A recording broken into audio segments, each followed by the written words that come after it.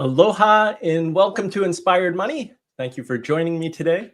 If this is your first time here, welcome. If you're a returning viewer or listener, welcome back. It's so great to be with you. We're here talking about retirement travel today. And I think that retirement travel can take many forms. Maybe you've dreamed about luxury cruises, guided tours, or family vacations that bring loved ones together and create lifelong memories.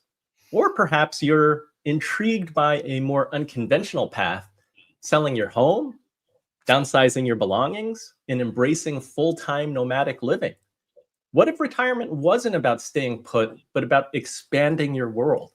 Some retirees are redefining this stage of life by living abroad for a fraction of the cost, spending months in new destinations, and experiencing luxury in ways they never imagined. But how affordable is this? And is it the right choice for you? Whether you're looking to enhance traditional travel or considering a more radical approach, today's episode is going to be packed with expert insights, inspiring stories, and practical advice on how to design a retirement that fits your dreams, whatever they may be. So stay tuned as we explore the mental, social, and personal benefits of travel in retirement, luxury travel on any budget, whether it's first-class flights or finding hidden gems and good deals, alternative travel styles, slow travel, home swapping, and long-term stays, and then how technology is making travel easier and more accessible than ever. Whether you're looking for traditional getaways or thinking about shaking things up, this episode, I hope, will open your eyes to what's possible. Whether you're watching from YouTube, LinkedIn, Facebook, Instagram, I hope that you'll join the conversation, ask questions, and get inspired to create your ideal retirement adventure. Before we jump in, this episode is brought to you by my financial advisory firm, Runnymede Capital Management. I want to invite you to take advantage of our 3-minute financial plan. Head over to inspiredmoney.fm/getplan. It just takes 3 minutes, and you'll get a personalized snapshot to tell you where you are today and where you're trying to go.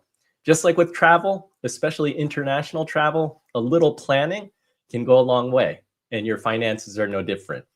So start creating a financial roadmap today. Give it a try, and I'm happy to set up a call with you to discuss afterwards. Let's meet our guest panelists. We've got Tim Leffel. He's an award-winning travel writer, author, and editor specializing in budget-conscious travel and expat living. As author of The World's Cheapest Destinations and A Better Life for Half the Price, he helps travelers and retirees maximize their experiences while minimizing costs, drawing from decades of global exploration and expert insights. Tim, I love it. Enjoying life at half the price. You're speaking my language. Yeah, thanks for having me on, and always trying to help people get the most for their money and get out there more. I look forward to getting any kind of advice and nuggets from you that will help my dollar go a little bit further in the future.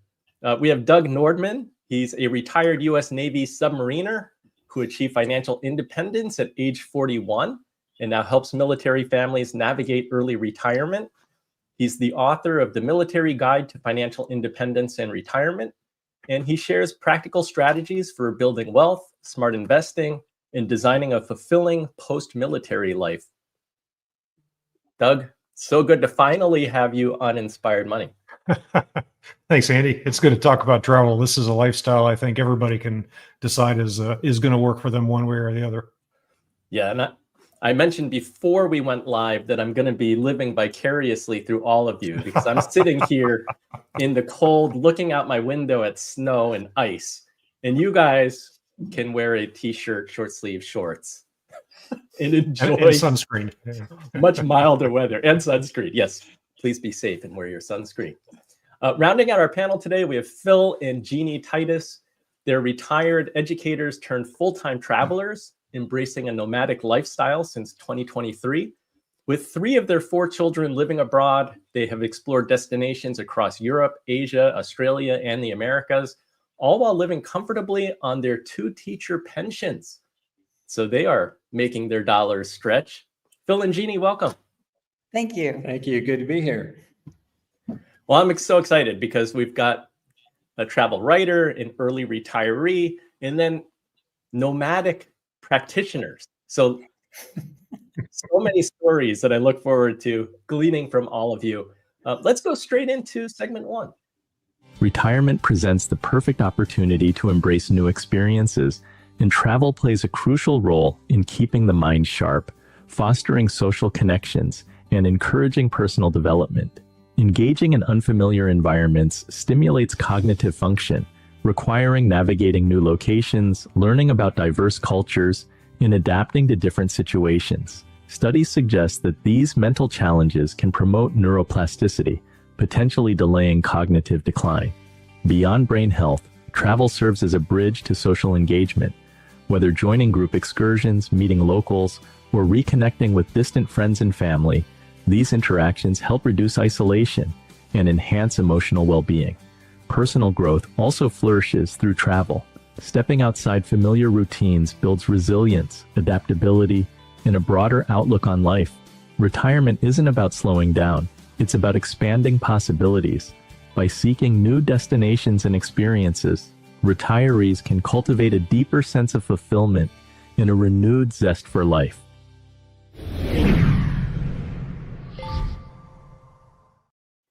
Jeanne and Phil, you sold your home and most of your belongings to embark on full-time travel.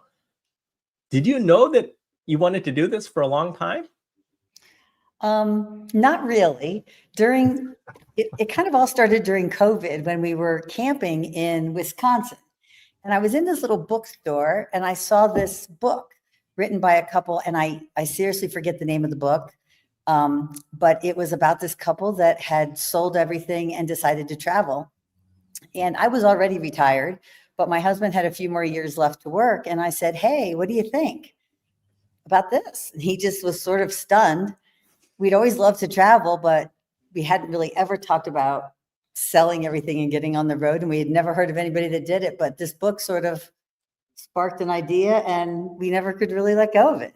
Yeah, I have to admit that when she proposed this idea from the book, I was a little bit taken back. I didn't really have a very good grasp of what this lifestyle would look like. But somehow we just managed to come to an agreement that this was a good idea. We should take off. And so we have, and we kind of loved it. It's been great. What was it? What was it like emotionally to sell your home and a lot of your belongings? Well, we had a big home out in the country in Ohio, and we had 5 acres of land, and we had raised our children there. And we had built the home, and we had planted every blade of grass and every bush, and we pretty much did all the work ourselves.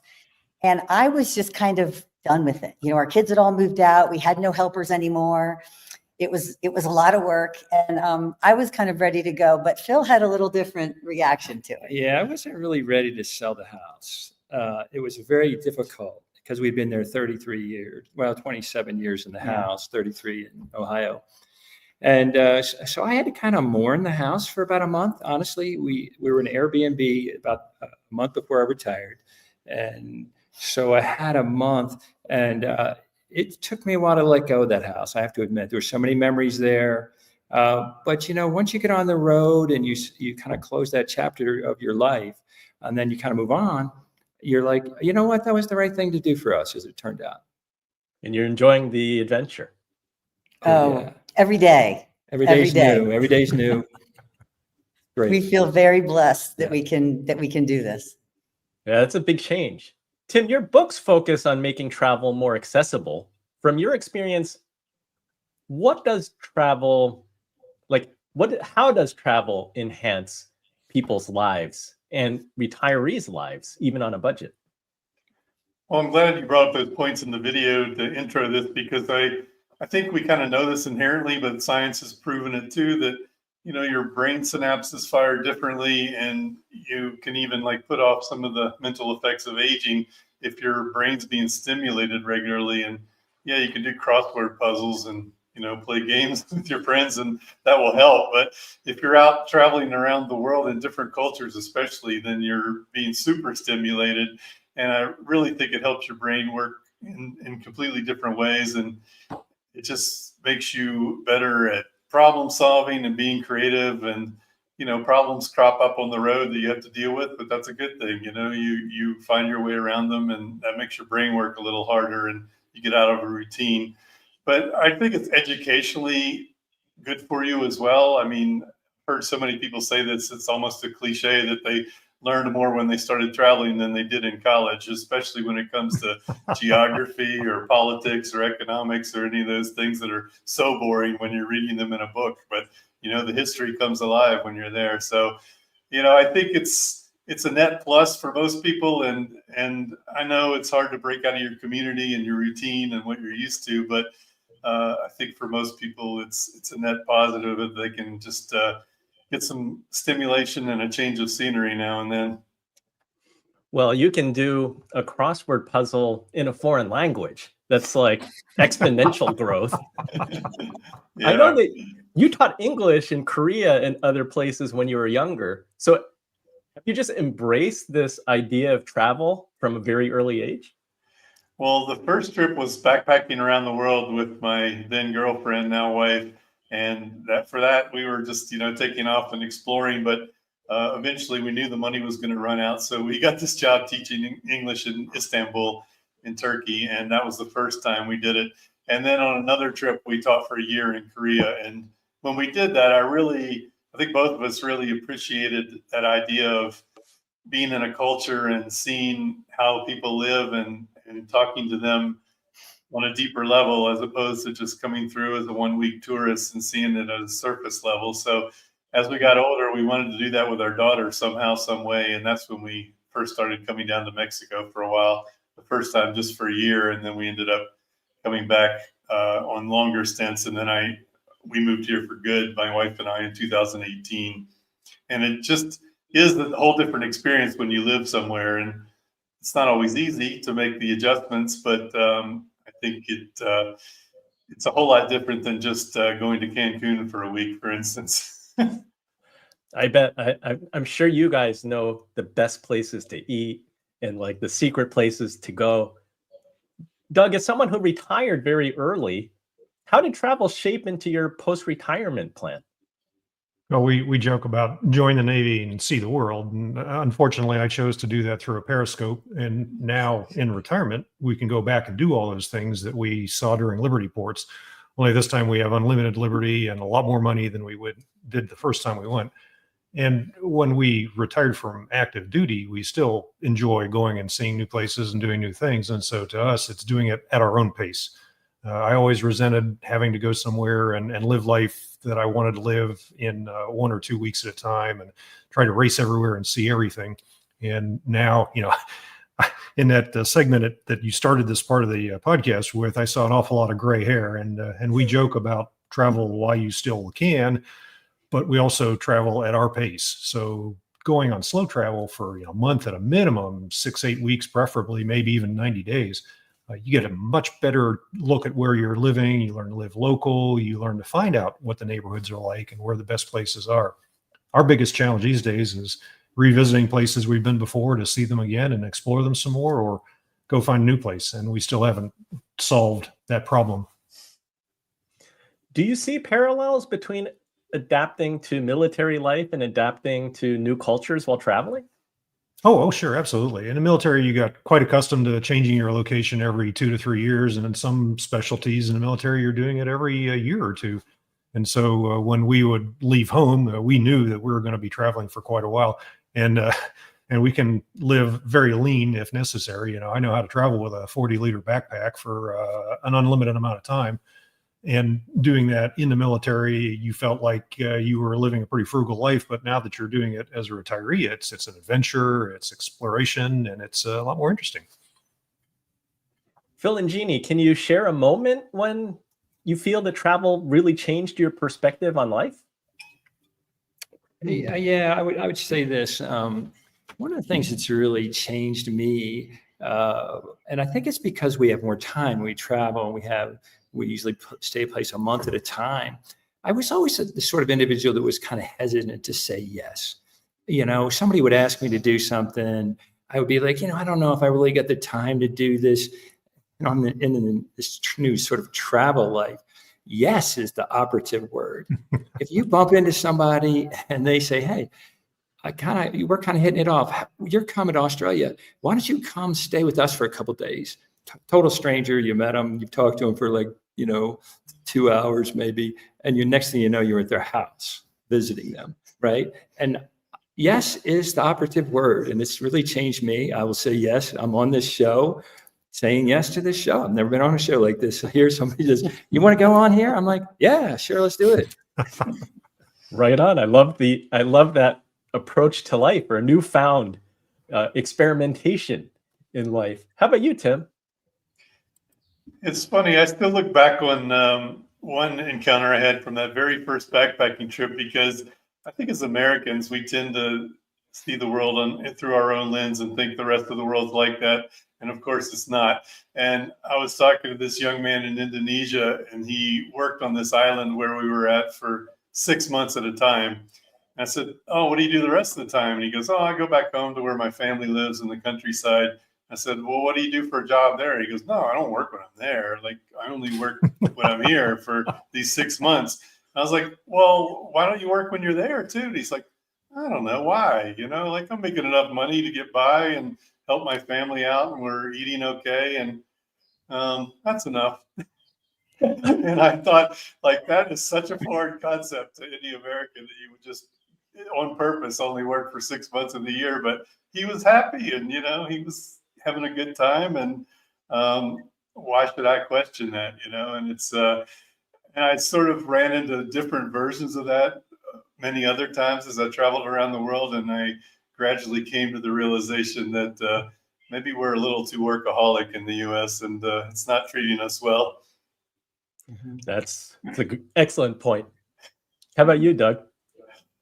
I enjoy the slower pace, being able to spend, a month in a neighborhood and go and find everything there is to do in that neighborhood.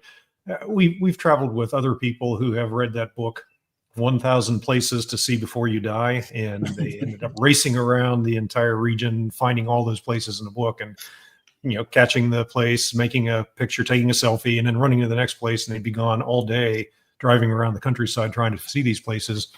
Meanwhile, my spouse and I would spend the day sitting in the town square for an hour, enjoying a cappuccino, or walking around, seeing the local museum, the local cathedral, sites like that. And we find that we can do that for a couple of weeks just in one neighborhood, let alone when we're in a major city like Tokyo or Rota or Sevilla. And from there on, it's easy to just go around there and go out to the neighboring areas for a short day trip, something that gets you out in the morning and back mid-afternoon, definitely before dinner and nightfall. And that slower pace of life, I find just as fulfilling and just as fun as what we used to do when we were working for a living. I totally agree, Doug. And I find it so much more enjoyable than running around doing all the different things. And there's times during our travels where we meet up with friends and we do all of that. But Phil and I just love to just wander the neighborhoods, like you said, and we love to have our little bakery person that we go to every day, or the fruit market man. And we'll be wandering around, and when we go to a place, we research places that we want to go, and we know that there's things that kind of fit with our lifestyle, but we never make any plans for what we're going to do once we get there. We just wander. And we'll be wandering along, and we'll see a line queuing up, and we'll look at each other and go, "Huh, I wonder what that is." And we'll go up to the people in line and we'll say, what are you in line for? And they'll say, "Oh, we're here for this concert, and this person's really great." And we'll go, "Oh, who is it?" And we'll look up on our phones, and we'll play a little clip, and we'll get in the line. We'll say, "This sounds great. We'll just join the line too." There you go. I love it. Yeah, I think that it really opens up our worlds when we're willing to just talk to a stranger when you're traveling. And it reminds me of back in 2000, I was in Asia to attend a classmate's wedding and took a side trip to Cambodia. The only reason we ended up in Cambodia is because at the wedding in Taiwan, so many people, multiple people told us, "You have to go to Cambodia right now because it's just opening up and it's not overrun by tourists yet. Now's the time. And you're here already. It's like, just make a side trip." So we went to Cambodia and would visit all the different sites, and then came across a Buddhist monk who I'm under the impression that these are young people who are not Buddhist monks for their entire lives. I think that it's just a phase of their life. But this Buddhist monk, he's wearing the robes and he's asking us all these really personal questions. He's like, how much money do you make? How much did you spend to come here? And my friend turned to him and said, you ask a lot of questions for a monk. But great conversations, and got all kinds of tips on what other sites we should see. Made a connection with like a local tour guide who used to be a nurse, but it actually ended up doing much better as a tour guide. But yeah, so much fun traveling. You guys are bringing back all these memories. Let's go into segment 2. Luxury travel is no longer confined to high-end resorts and first-class cruises. Many retirees are opting for alternative styles that provide flexibility, cultural engagement, and meaningful experiences. Slow travel allows for extended stays in a single location, giving travelers the opportunity to build connections with local communities and adopt a more relaxed pace. Renting accommodations for weeks or months fosters a deeper understanding of the surroundings while supporting sustainable tourism. Home swapping offers an affordable and immersive way to experience a destination from a resident's perspective. Platforms dedicated to home exchanges provide a secure framework for retirees to stay in comfortable settings while reducing travel expenses. Immersive experiences take travel a step further, incorporating activities like volunteering, cultural workshops, and hands-on learning. These experiences create lasting connections and opportunities for personal growth. By embracing these alternative approaches, retirees can enjoy travel on their own terms, creating experiences that go beyond conventional luxury.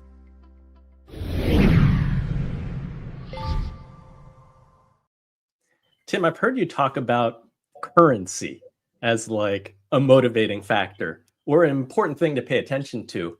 Our dollar is pretty strong. Give us some advice. Like, where are places that we can go to make our dollar stretch? Or how do we think differently from a more traditional, I'm going to a resort vacation? Yeah, I always tell people, if you want to spend less on your vacation, find out where the deals are and then decide where you're going to go instead of trying to do it the other way around. Like if your heart's set on Italy in July, you're going to spend a lot of money no matter what. But if you could pay attention to where the deals are and where those currencies, have gotten out of whack or just are better than they have been historically, you can, just get a lot more for your money. And a few great examples this year. One is Japan. It used to be crazy expensive to go there. Now it's about 50% less than it used to be. So if that was high on your list, this is the time to go. Don't keep waiting because it's not going to last forever. Another one is Brazil. There have been times not that long ago when it was the most expensive country in the Americas. Like it was like going to New York City to go to Rio. But now, because of their currency declining, it's quite the bargain right now. And so there are things like that. And where we are in Mexico, two of these boxes, we're in Mexico right now, it's 20 to the dollar. And just a year ago, it was 17 to the dollar. And so you get a lot more for your money when you're getting 20 pesos instead of 17. So if you pay attention to those kind of things, it can make a big difference in your travels. And right now, Europe is quite reasonable. It's almost at par. It's, I think, 97 cents to the dollar or something like that. So, it's not always the case. If you'd gone there 5 years ago, you might have spent a whole lot more to go to a cheap country like Bulgaria or an expensive one like Italy. So, I'm not saying you got to be poring over the financial news constantly to watch what's going on. You'll generally hear about these things over time, but currency fluctuations do make a massive difference, and the dollar's not always strong. So when it is, take advantage of it. Oh boy, I think my next trip is for Italy, planning for Italy. I don't know. Just don't go in the summer. That's all. I'm not retired yet. I'm still attached to a school schedule. I will likely be there in June. Sorry. I have to go visit a friend. That's my that'll be my secret. Crash at a friend's place. Phil and Jeanne, what advice would you give to people considering a nomadic or slow travel lifestyle? Go for it. That's what I would say.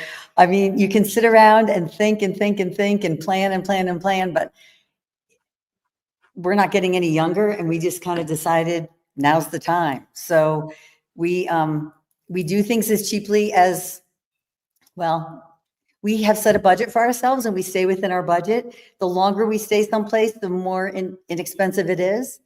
What would you add to that? I would add that if you are willing to part with your house, you'd be shocked at how much money you are pouring into your house.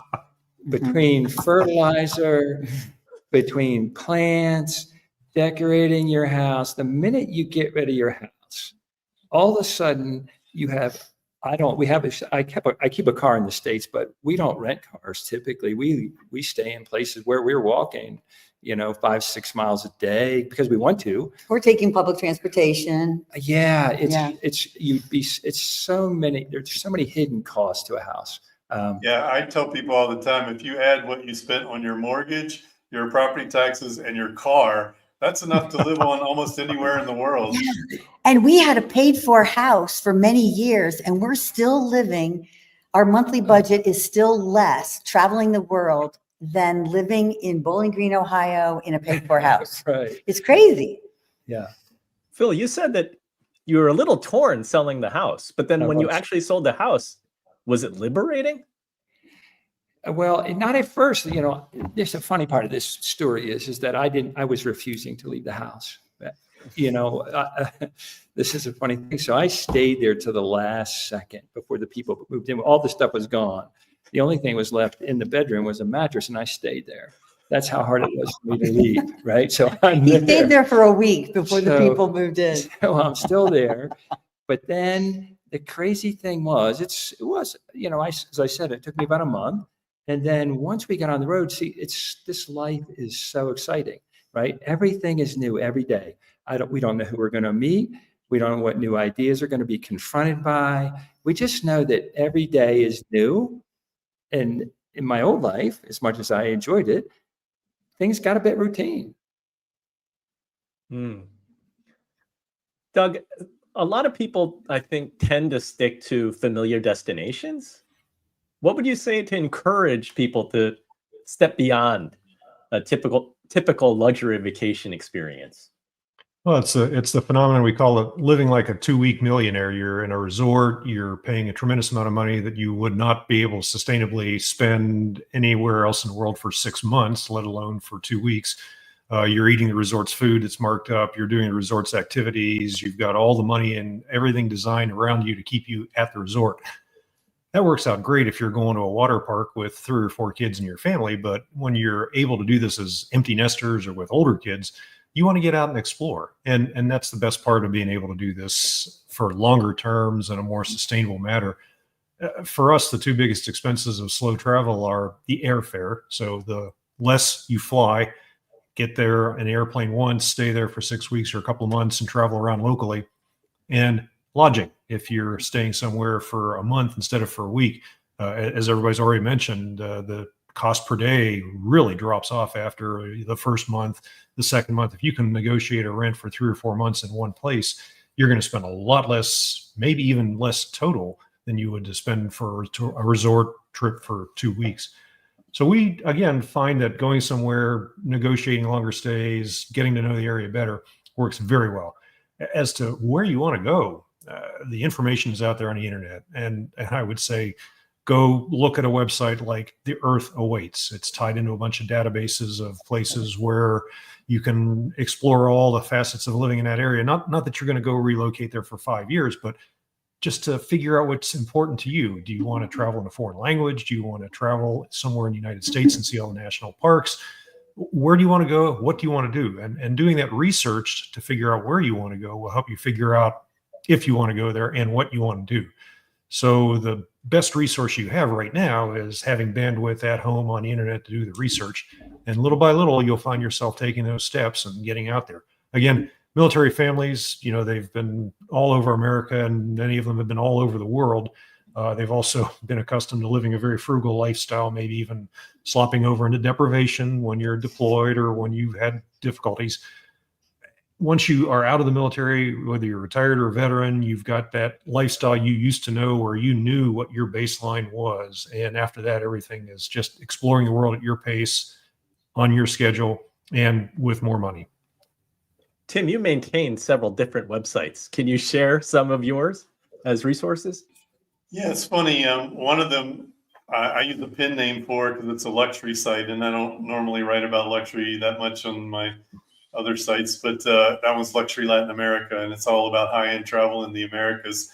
And then I'm at the other end, for cheap travel, and I have one that's all narrative stories from book authors. But what I think is interesting, what Doug just talked about is, a luxury experience is very different than a luxury resort. And I think some people, they only got 5 days. They want to go away for a long weekend and they want to get pampered, and they're not going to leave the resort, and then they're going to come back home, and they just are kind of doing that to unwind. But if you're traveling for somewhere for 4 weeks or 8 weeks or 12, then, you can still live a rather luxurious lifestyle. You can stay in a really nice Airbnb, or you can do a home exchange, or, something like that. You can cash in hotel points now and then if you want. There's, ways to live it up now and then if you want to. But I think just having that freedom in your life is also a luxury. And it's kind of funny that now when you look at luxury resort sites, they're talking a lot about immersive experiences. They're trying to set up these things where you go to a village and you see the people making the handicrafts, or you go into a hidden gem town that, there's not a lot of tourists. And these are all the kind of things that us independent travelers do anyway, when we're out there. But now they're realizing that just having a bath butler and room service is maybe not enough. Yeah, immersive experience or ecotourism. Although I guess depending on whether you do it yourself or through the luxury resort, there could be a big price difference. Yes, for sure. When you guys do travel, to what extent are you searching for free activities and events and trying to balance that with, activities that you're willing to pay for? There's so much history out there, and so much of it is so affordable to learn more about. If you go to a town in Europe, there's going to be a cathedral, there's going to be a museum, there's going to be a public park, and there's going to be a walking tour that talks about all the sites. Right there, if you could spend maybe $50 a couple, that's a tremendous amount of money to get that several days of going around and learning about things other than the culture you grew up with. Going out and doing a guided tour is wonderful if you're in a strange place and you have a limited amount of time, and maybe you're not really ready to explore on your own yet. Doing one of those can help you get your feet on the ground and get oriented and decide what you want to do next. I see a lot of people who take bargain cruises to go somewhere in the Mediterranean or somewhere in Latin America and visit a port every day or two to figure out where you really want to spend your time later on. Anybody else want to weigh in? Yeah, I would say that we are very active, Jeannie and I, and so we like to bike and we like to hike, and there's a lot of amazing parks that really cost you nothing, right? If you're the kind of person that loves to be active and just want to be outside, and doesn't even almost matter where you are, you're at the beach, wherever you are, it doesn't cost that much to be at the beach, right? Once you're there. And so when you're there long term, and I agree with these guys that are saying, once you're there long term, and you sort of get past that first week of I'm a tourist, and you start to settle in, and next thing you know, you're playing pickleball, you're joining the gym at a reduced fee, and you're just having kind of a regular life, and it's really amazing. And we try to find places where there's like a mixture too. Like there's some of the active things we like to do, some of the cultural things, some things that we know we're going to pay for, some things that we know will be free and is an interesting place to even wander. Because that's really one of our favorite things to do, is just to wander. Yeah, I agree with all that. And I agree that it's great to take a walking tour when you get to a place to just kind of get your bearings and figure out, what the neighborhoods are like and what the history is. But yeah, wandering on your own is fun, but it is worth paying for some things. I mean, I spent 2 months in Europe at the end of last year, and it's going to cost you some money to go to, the greatest hits of travel in those places. And Right. there's kind of no way around it, But if you're here in Mexico, in central Mexico, most of the museums are 30 pesos, which is $1.50, And if you go to the Anthropology Museum in Mexico City, I think it's $5 or so. So it's one of the greatest museums in the world, and it's such a bargain. So you kind of be crazy not to, if you're in a place where it's that inexpensive. So I think you kind of have to budget a little harder if you're in a really popular place. But if it's a lesser known place, you can probably see it all if you want, and you're there long enough. Right. That's the perfect segue. We're going to go to segment 3. We're going to talk about budgeting and financial planning. Okay. Luxury travel in retirement requires careful financial planning to balance indulgence with long-term security. A well-structured approach to savings, tax strategies, and cost-effective travel planning can make high-end experiences attainable without financial strain. Allocating funds specifically for travel through strategic savings ensures a dedicated budget. Maximizing retirement accounts and investment growth can further supplement travel funds. Understanding tax implications for extended stays abroad helps avoid unexpected liabilities. Travel rewards programs provide valuable benefits, reducing costs on flights, accommodations, and exclusive perks. Selecting credit cards with strong travel incentives and leveraging airline and hotel loyalty programs can unlock premium experiences at lower costs. Off-peak travel, last-minute deals, and alternative luxury accommodations can maximize budgets. Factoring in hidden costs and medical expenses abroad ensures financial preparedness. Thoughtful planning allows retirees to enjoy world-class travel without compromising financial stability.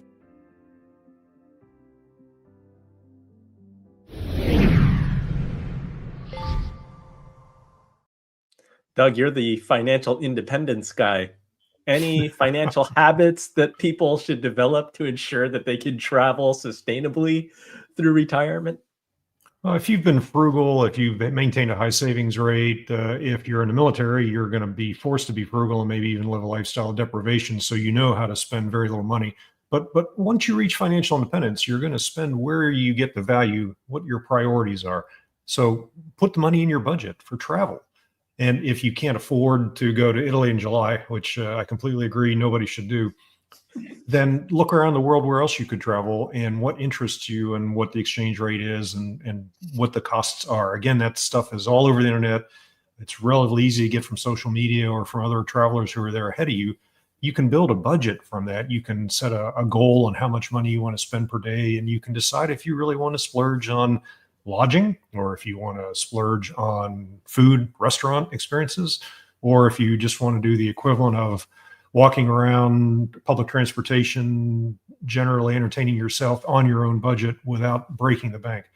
So it's really a personal choice, and you can choose if you travel slowly, if you travel off peak, if you're staying in one area for a month or two, you can figure out many ways to cut the expenses as opposed to going on a resort.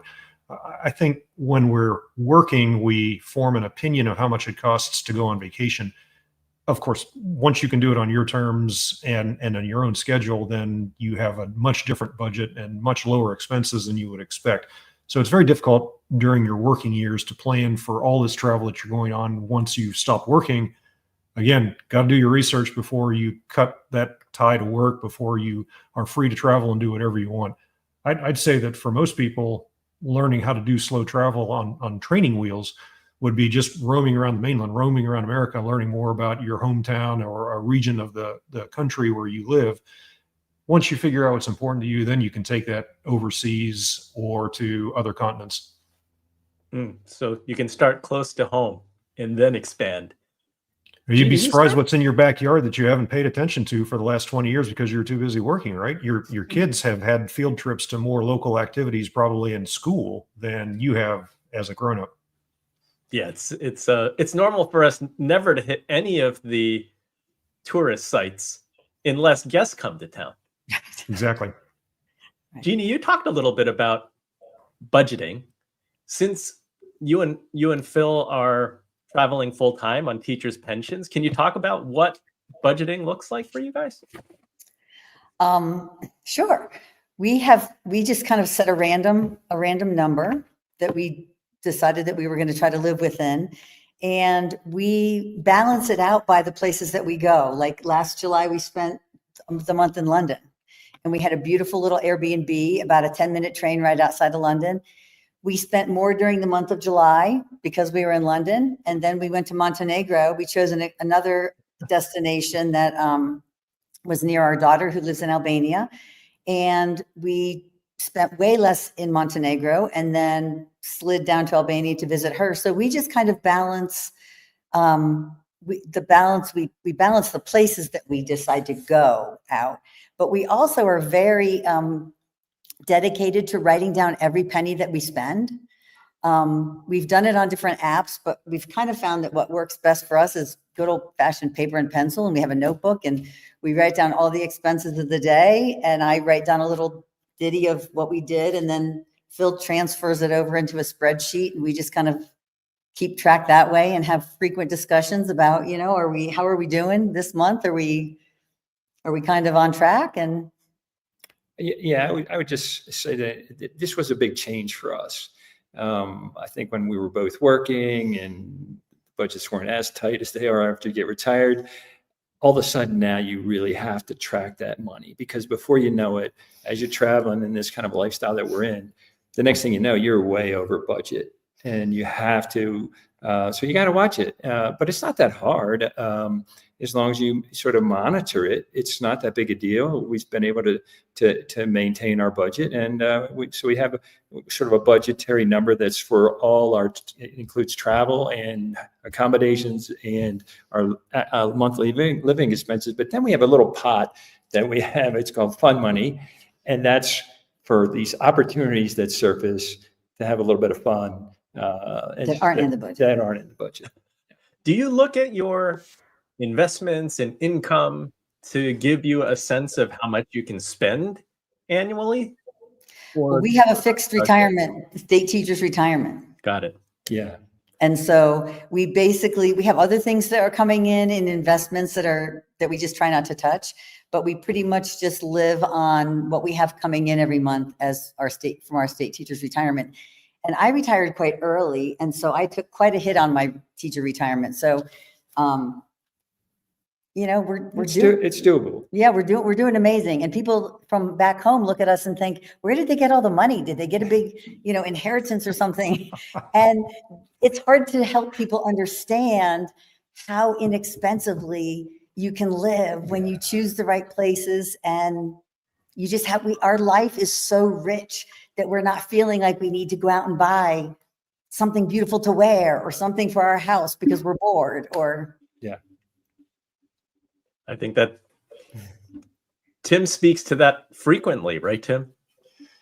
Yeah, and I think Americans and Canadians kind of have this sense that all the world is as expensive as where they live, but it's definitely not. And one thing I always encourage people to do is go pull up the monthly prices on Airbnb for different cities in Europe or in Asia and look at how reasonable that is and compare it to what rents go for where you're living now. And I mean, unless you pull up something like Oslo or Geneva, you can find an apartment for less than $1,000 for a month, almost anywhere.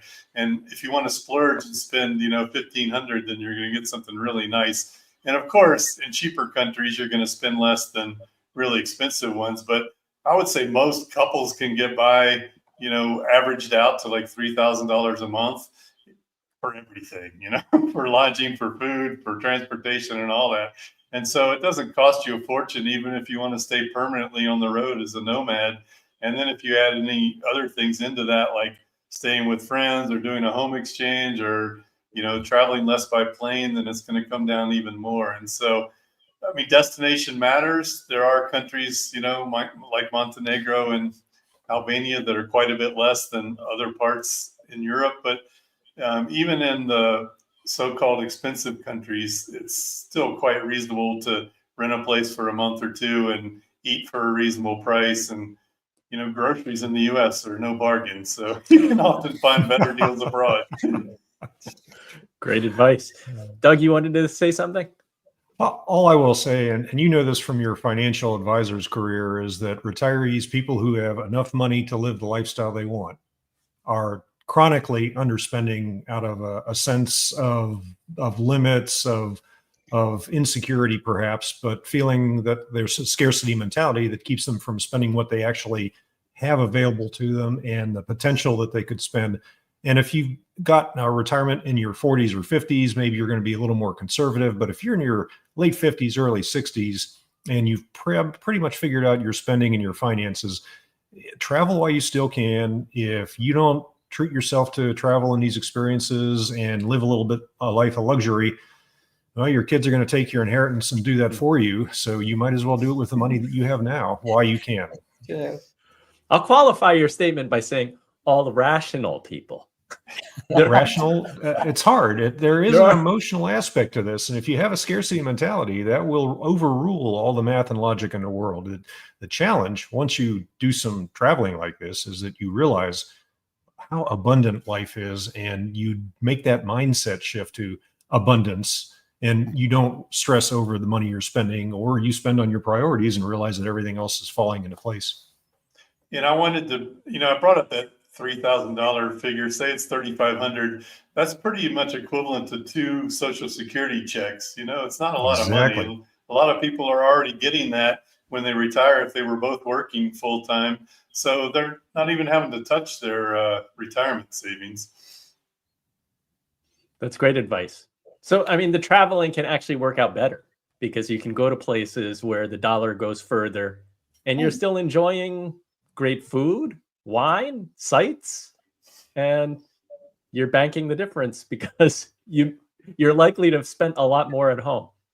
Right. Exactly Exactly. right. It's so true. So true. It's so true. I kept taking pictures of the wine shelf in the supermarket in Spain because it was literally like 2 or 3 euros for most of the shelf. For good wine. That's a good tip. I mean, in many places in Europe, you just order a house wine, Right. and it's cheaper than getting like a bottle of water. Yeah, or a Coca-Cola even. Right. Probably safer too in some areas. Right. Let's go to segment 4. We're going to talk about safety, wellness, and sustainability. Retirement travel offers exciting new experiences, but requires careful attention to health, safety, and ethical considerations. Thoughtful planning ensures a secure, enjoyable, and responsible trip. Health preparedness begins with a medical consultation to assess risks and vaccinations. Carrying necessary medications, staying hydrated, and moving during long journeys help prevent travel-related issues. Access to medical concierge services can provide healthcare support when abroad. Safety measures include researching destinations, securing safe accommodations with senior-friendly features, and safeguarding personal belongings. Keeping digital and physical copies of key documents helps in emergencies. Informing trusted contacts of travel plans adds security. Travel insurance covering medical emergencies and trip disruptions is essential. Choosing eco-conscious accommodations and supporting local businesses enhance sustainability. Ethical tourism ensures luxury experiences align with responsible travel.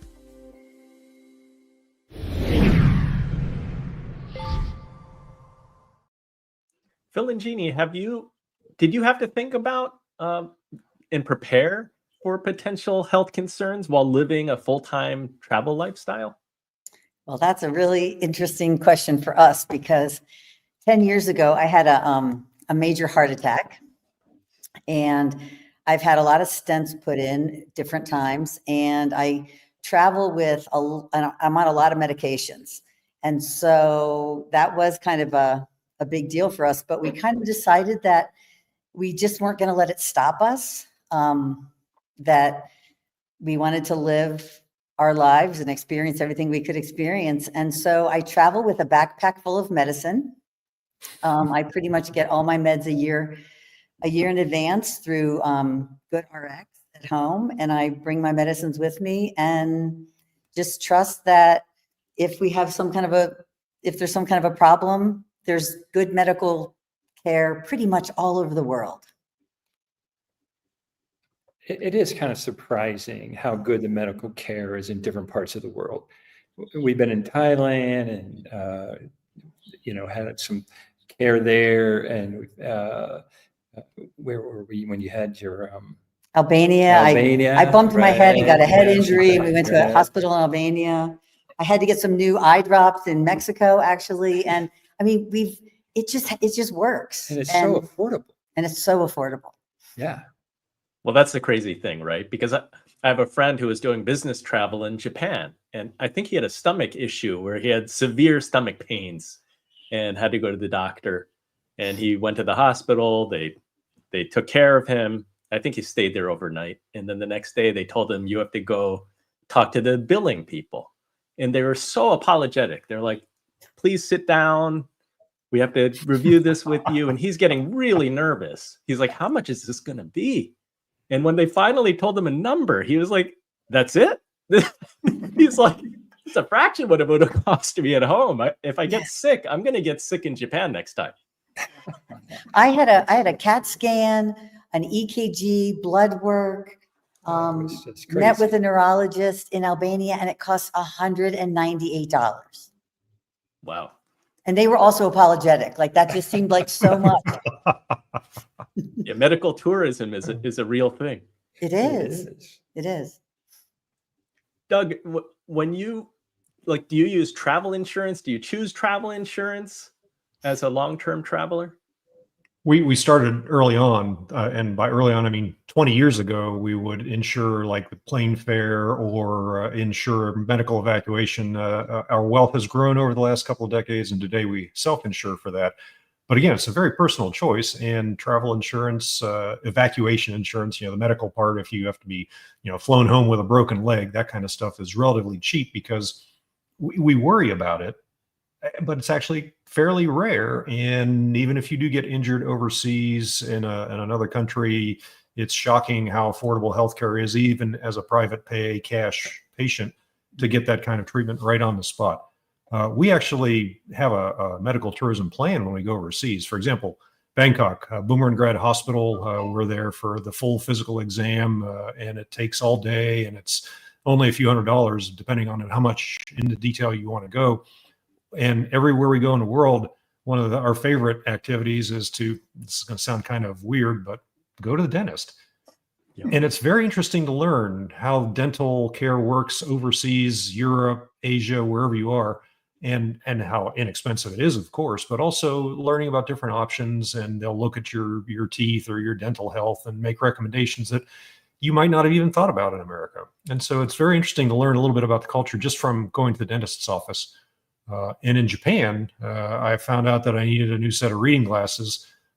Thank goodness for an iPhone with Google Translate on it, but I was able to go to an optical shop in Tokyo in my stupid American English and explain what I wanted. And using Google Translate, both sides of us did just fine with all the arcane optical vocabulary to figure out my prescription, get me a new set of reading glasses, and get out of there. And it was about an hour and a half of total effort. And a pair of reading glasses that would have cost $150, $200 at Costco and anywhere in America came for just over $100 in Tokyo. I will say, too, that it's a lot cheaper in the long run to not get hurt in the first place. And that's one of our mantras when we're traveling. Well, think about which way you look when you're crossing the street. Right. Yeah. Now, what is it? What country are you in? Which side of the road do they drive on? Where's the bus? Where's the horse? Where's the motorcycle rider who has absolutely no fear? These are things that make it very easy for you to get hurt very quickly if you're, not paying attention, let alone not sober. So our mantra in these situations, whenever we're a little hot, a little tired, a little sweaty, a little stressed, our mantra becomes, don't get hurt. Don't get hurt. Take a break. Have something to drink. Take a while to cool down, maybe eat a meal or a snack, and then think about what you want to do. Because if you find yourself running down the street to catch that bus and suddenly you're jaywalking into an area next to a motorcycle driver, the rest of your day is going to go very badly. Well said. Tim, any advice on preparedness and when it comes to health before travel? Well, first, I want to second what a few others have said, that healthcare is usually less expensive and better quality when you're in another country. So don't stress that if you need something routine, you're not going to be able to pay for it. I actually interviewed this guy one time living in Nicaragua, and he said, "Oh, this is my health care plan." And he held up his credit card. That was it. That was all he was doing. But we have an expat plan that covers us wherever we are in the world. But the important part of it is it covers us in the United States when we go back to visit family, because that's the thing I worry about, going back to the United States and something happening, you get hit by a motorcycle or whatever. It's a whole different story there than if you get hit by one in Vietnam.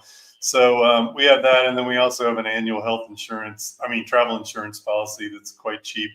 And I have one from Allianz. I'm not, trying to give them a giant plug, but it's pretty reasonable. And they have this good app for your phone that has like local doctors that speak English and has a translation for medical terms and things like that. So I would just encourage people, get apps like that on your phone, store all your documents in Dropbox or Google Drive or something so you can get to them. Just anticipate what could go wrong and what you should have in place if something does go wrong. Good tips. Tim, you've written a lot about responsible tourism. How can we make sure that our travels have a positive impact on local communities? Well, I think if there's one theme that's gone through this whole broadcast, it's that slow travel is better for your wallet, but it's also a whole lot better for your enjoyment and your discovery in a place as well. And I think slow travelers by nature inject a lot more money into the local economy than people that are just staying in a huge resort owned by some foreign company. And yes, those resorts have workers and that money is trickling down a bit. But if you buy direct from the people who make the handicrafts and you eat at locally owned mom and pop restaurants, family restaurants, then that inevitably is going to do a lot more for the local economy. And so I think people tend to focus on, carbon footprints and how many solar panels are in place and things like that. And those things all matter, but what you do with your money matters a whole lot too. And if you can kind of be conscious of where that's going, you can have a big impact. I love it. Let's bring it home and go to segment 5. Technology is reshaping retirement travel by streamlining planning, enhancing experiences, and improving accessibility. Digital tools give travelers greater flexibility and convenience, reducing the complexities of trip organization. Itinerary planning apps, such as TripIt and Road Trippers, consolidate travel details into one place, providing real-time updates on flights, accommodations, and activities. These apps help travelers stay organized and minimize disruptions on the go. Virtual reality previews let travelers experience destinations before booking. Hotels, resorts, and tour companies now provide immersive virtual tours, helping retirees make informed decisions about accommodations and activities. This ensures expectations align with reality. Smart travel tools use AI to provide personalized recommendations and real-time updates on flights, weather, and local events. Tools like Google Translate and currency converters enhance international travel. By integrating these technologies, retirees can enjoy a smoother, more customized travel experience, making each journey more seamless and rewarding.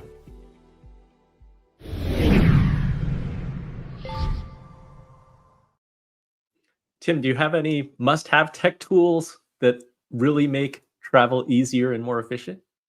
I was thinking when I watched that video, like, what's the app that I would really miss if I didn't have it? And TripIt's one of them for sure. That helps me keep all my plans together in one place. And that was really important when we were in Europe and we were taking a lot of train rides and had different, museum appointments that you have to make in advance and things like that. So I was glad to have that. And I do use Google Maps constantly, and Google Translate's great. There's another one called DeepL, DEEPL, that I've used a lot. Sometimes that's a little more accurate. But Google Translate, man, like, it's magic. If you went back 20 years and told somebody you could like hold your phone up to a menu and read it in Czech or Bulgarian or Russian, they would have thought you were out of your mind. So it's a beautiful thing. It's amazing what a phone can do. Yeah. You have a full computer there. Plus, this has replaced so many things that we carried around in our travels in the old days, like a calculator and, maps, physical maps, all that stuff. Flashlight. It has it all. Everything's in there. It's kind of interesting. I kind of think this is like the golden age of travel, right? This technology's allowed us to live the lifestyle that we live. we can GPS, which has probably saved our marriage, right? Because we have to navigate every day, right? I mean, it's kind of true, right? And then the Google Translate, I'm with you, Tim, that is the greatest tool. And then it has the camera feature where you can just put the camera on the packaging and it tells you everything. It's all in the labels, right? In all these different languages. We can pay our bills from here, right? We still got to pay the credit card bills, and we have banking that we do in the US. It's just amazing. And then Jeanne is connected to really this senior Nomad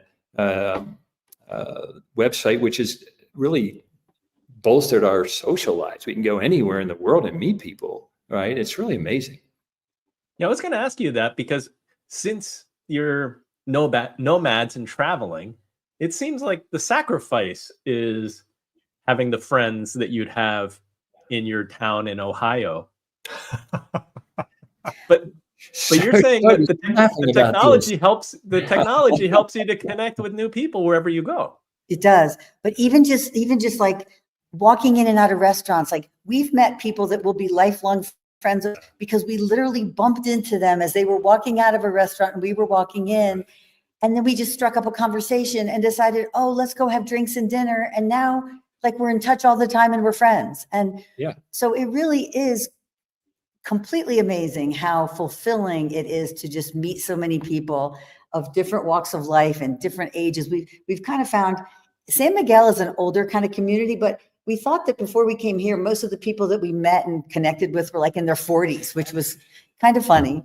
But it's been really great, and technology has helped us with that, but also just being willing to say yes. And but Andy, I would tell you, this life is way more social than I would have ever guessed. I was fearful that we would be isolated, but when you think about how many travelers are out on the road all around the world and they see you and they're like, hey, where are you from? Like, the next thing you know, you're having lunch or dinner with them or having a drink. And it's the relationships also evolve so much more rapidly.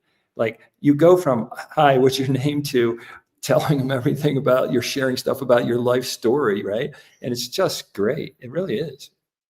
Yeah, I have to say that's in contrast to working your 9 to 5 or probably longer hours, where everyone just goes to work, then they come home and you never even see your neighbor because everybody's tired and exhausted.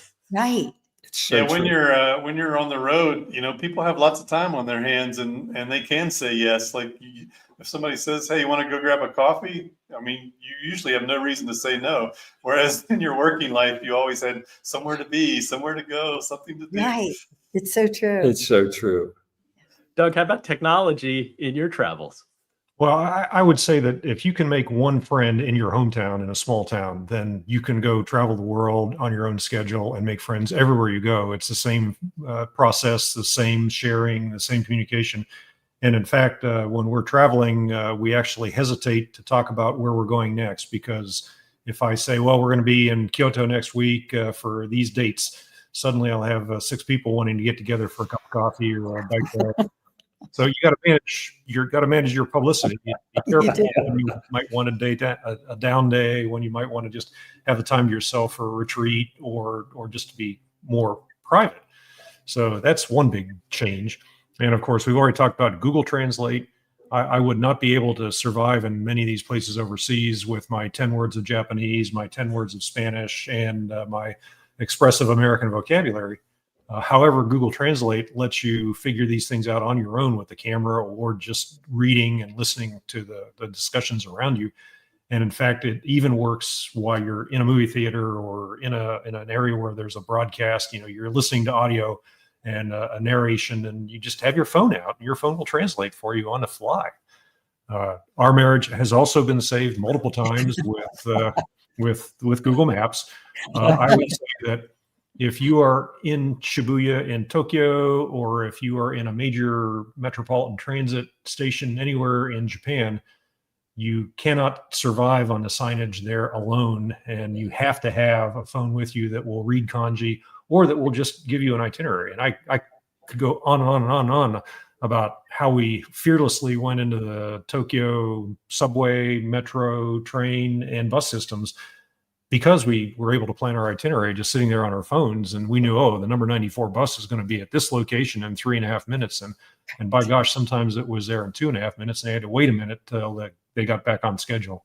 So the technology is so much better, and especially in a place that I've been many times before, like Japan, where back in 1993, 30 years ago, you had a printed sheet of instructions with little pictures of what the kanji would look like and graphics that you had to hunt down and figure out your way to get to the train station. Tim, any special story of a friendship that you struck on your travels?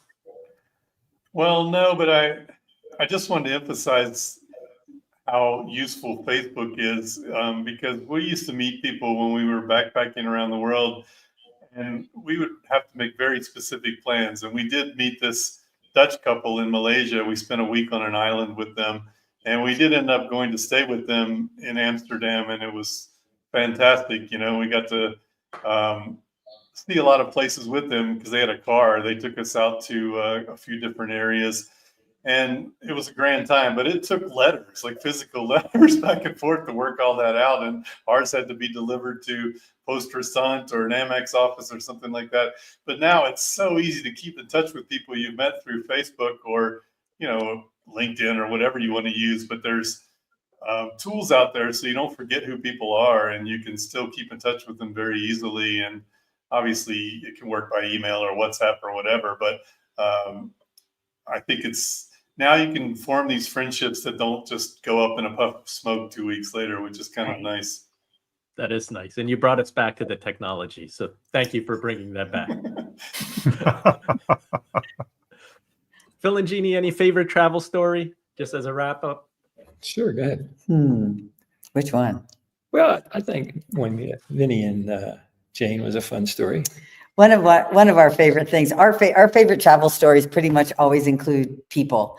And Phil had mentioned that couple that we met on the beach in Vietnam, and they were from Australia, and they insisted that we come to their home, and we ended up going to Australia, and they were in touch with us and invited us down to stay with them. And they took us snorkeling to see the leafy sea dragons underneath a pier, and took us for hikes and took us to a winery. And I think it's just the people that we have just been so thankful for, that we've had the opportunity to just meet so many different kinds of people and form such deep connections and deep relationships while we've been on the road. I think that's been probably our favorite thing. I think it's it. I would add this one encouraging word, and that is that I think one of the things that really happens when you travel is it reinstills faith in humanity. Mm-hmm. There are so many good-hearted people, And so many good-hearted right. people. And governments and politics are completely messed up right now all around the world. Yeah.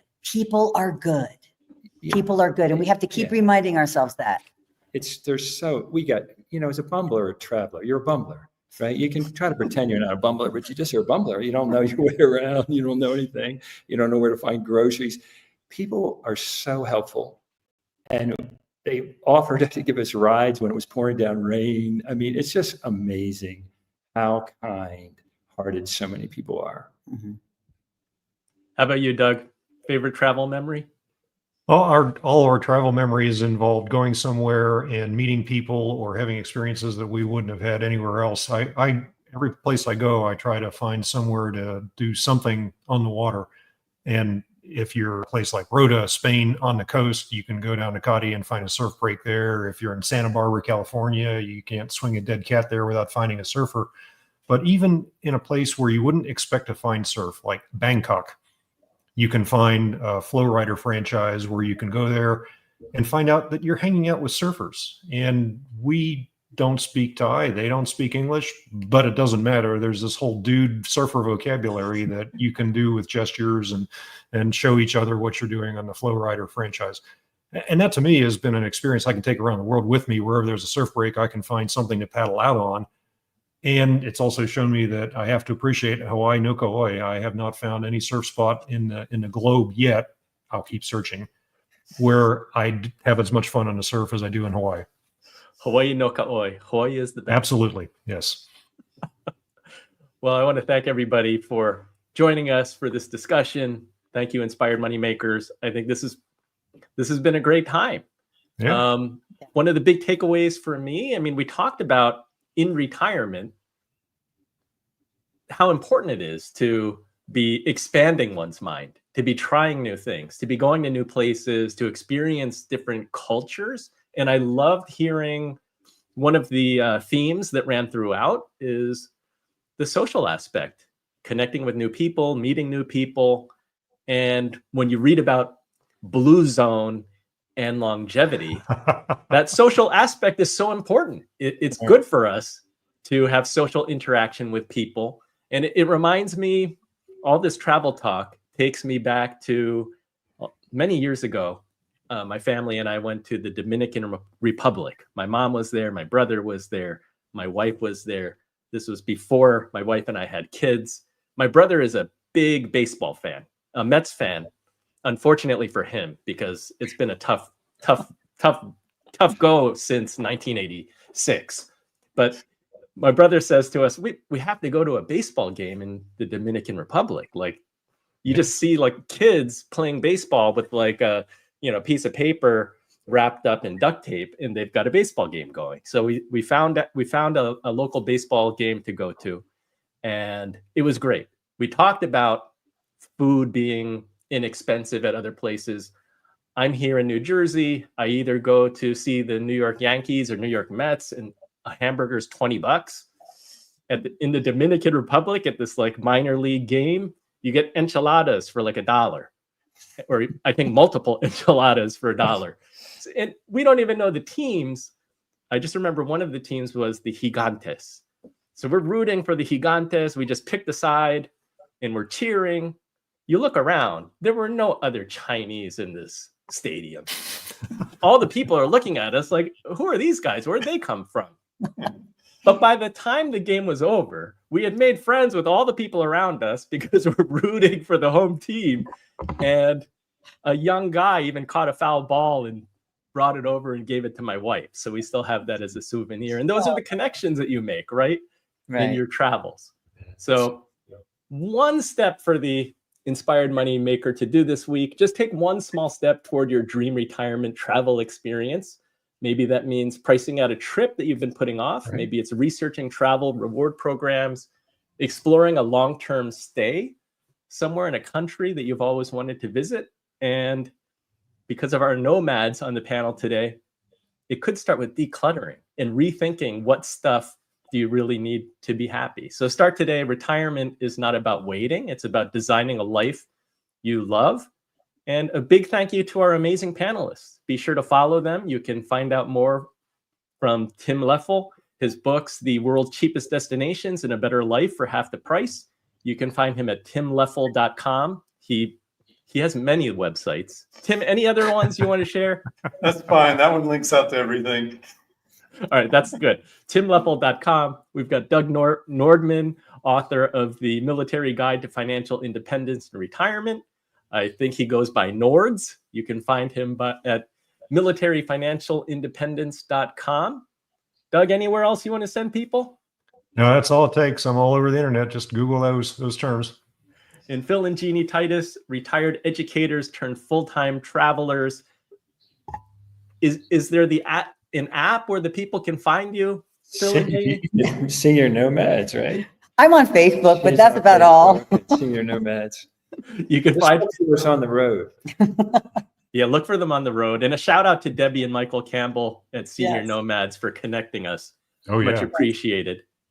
So thank you to the panelists. Thank you to the viewers and our listeners. The next Inspired Money episode next week is The Art of Negotiation, Strategies for Success in Personal and Financial Matters. That will be February 26th at 1 p.m. Eastern. I think we're going to get lots of skills for becoming better negotiators. And hopefully it's a thing that we embrace and not shy away from.